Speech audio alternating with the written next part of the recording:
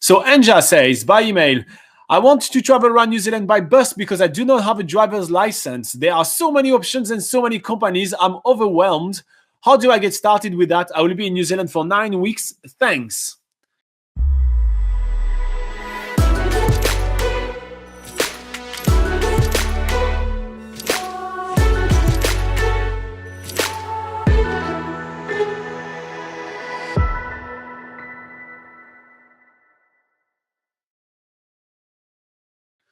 Well, All right. Indeed, there is a lot to do for trying to plan a trip around New Zealand by bus. There is a lot of options. So what we're going to be doing, because we have so much content about bus in BackpackerGuide.NZ, we'll obviously give you some links below so you can actually do more research. But we'll give you a quick overview of the 3 main ways to travel by bus. Because what I feel is that if you want to travel around New Zealand by bus, first thing first, you need to choose what type of bus you want to take, what type of experience you want. Then after, you can pick kind of your itinerary, and that's going to help you choose your company basically.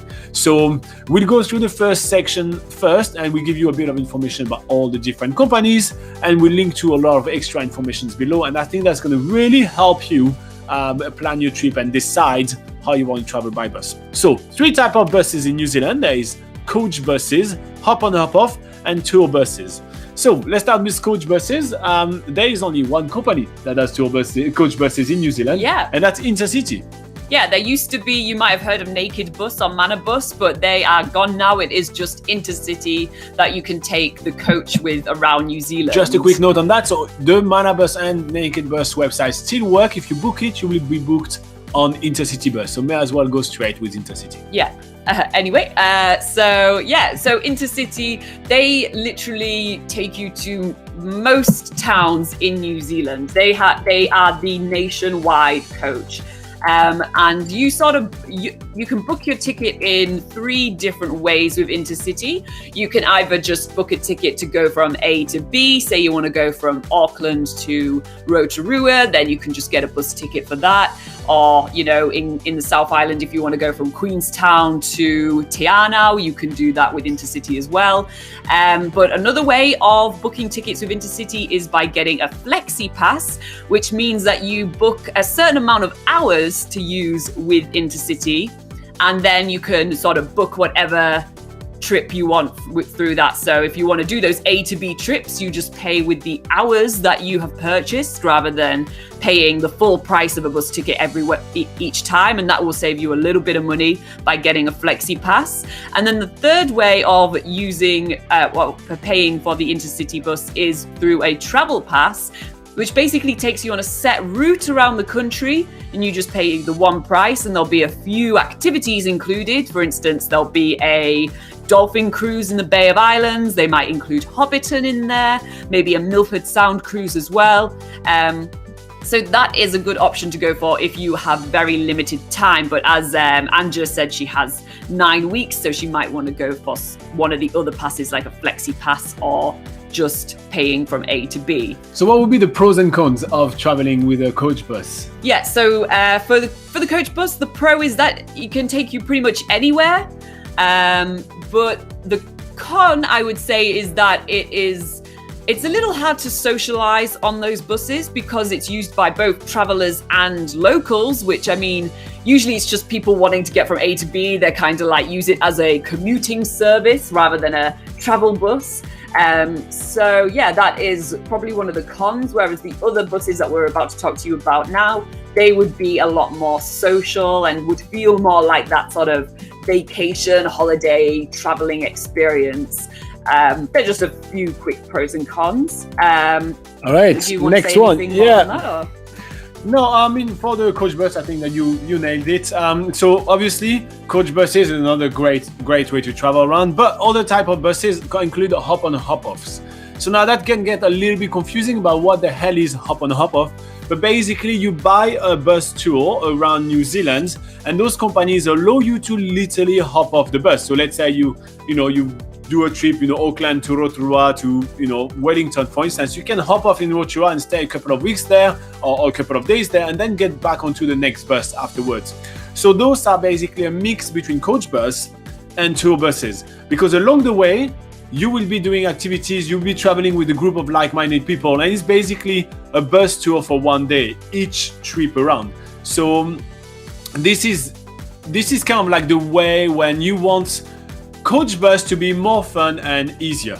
Through the bus driver, you'll be able to book some activities. You will have some stops at like some really main staples and main things to do. Like let's say in the glowworms, you arrive over there in the Waitomo where you can do the glowworms. You arrive over there and they already kind of pre-book you to go do those things if you want to, and it's really awesome. So this is kind of like really easy kind of way to travel around. Now, the pros for that is that you travel with like-minded people. It's much more flexible than the bus tour, and it's rather cheaper than the bus tour as well. And it allows you to kind of make your itinerary as long or as short as you want, which is quite good. Now, the cons is that it's obviously much more expensive than what it is with InterCity. That's for sure.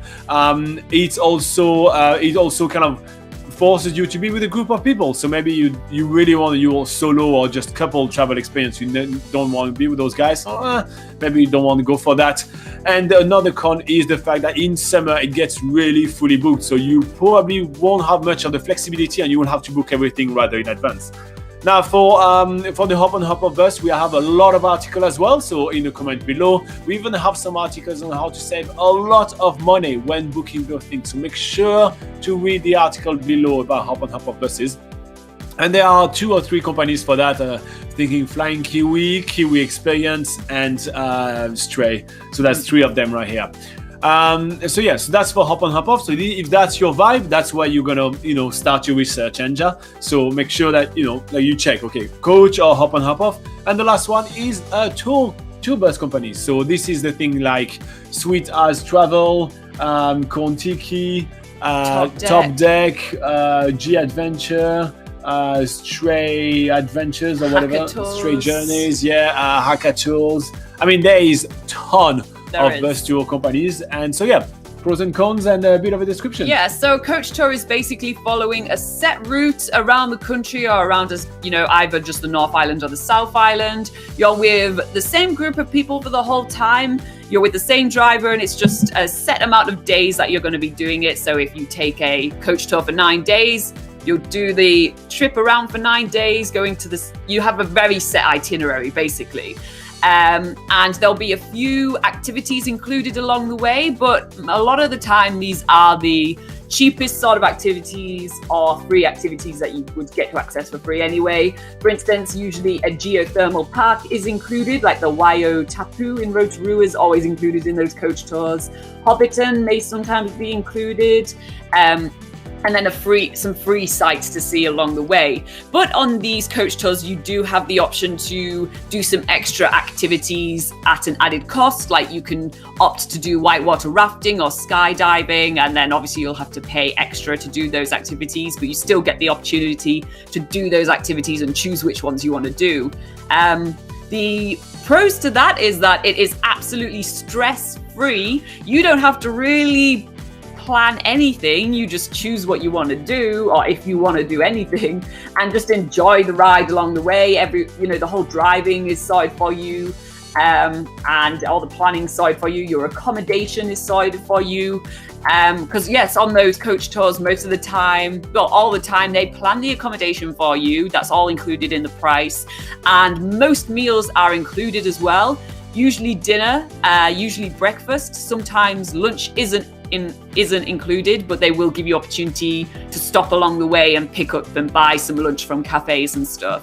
So pros, stress-free. Cons is that it's far less flexible. So if you do want to have a more spontaneous trip, there's not really the room to do that on those coach tours. Do you have any other No, I'll be honest with you, Ange. If you're here for 9 weeks, I don't think you're gonna go for a bus tour, just because they are none of them are 9 weeks. So I personally feel that you will be hesitating between coach bus like InterCity and Hop on Hop Off bus. So it's up to you to weigh the pros and cons. We have plenty of articles. If you do have some any follow-up questions or anything like that, make sure to put them in the comment below. We publish these questions especially for you, but I'm pretty sure a lot of people are asking themselves the same kind of question at the moment. So It helps everybody to put the questions below so we can get to them when we go live. We literally have a list of questions right here, and that's thanks to all of you guys. So it helps everybody to have those things. I know, for example, Natalie, which is still right here live with us, you have plenty more questions for us to go through, and we'll go through all of them.